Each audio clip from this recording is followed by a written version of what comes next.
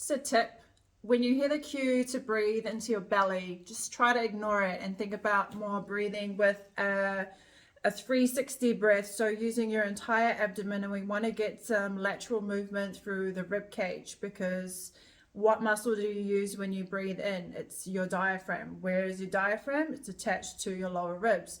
So when you have no movement through your ribs, but you're inhaling just to your belly, which is what people cue as a diaphragmatic breath, you're not actually using your diaphragm, are you? Unless you have movement through your rib cage laterally, then you're not actually utilizing your diaphragm properly, which means you're not drawing your air deeper into your lungs to get a proper full breath, or a deep breath. A deep breath is not inhaling as much air as you can, it's drawing as much air low into the lungs as you possibly can. So to do that, you need to use your diaphragm, which is your main inspiratory muscle.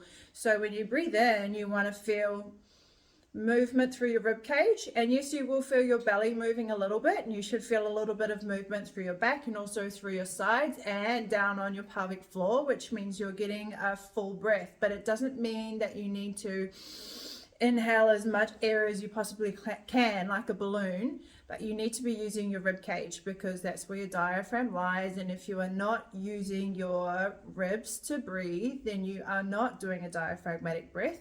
You are just opening up the pressure waves through the front of the tummy, and that is not good for your core health. It's not good for your pelvic floor health. And if you're trying to recover from diastasis, or if you've just had a baby, then that's only going to put extra stress through that linear alba connective tissue through your front of your abdomen. So try to rewire your thinking. Make sure you're using your rib cage. Little movement through the chest, minimal.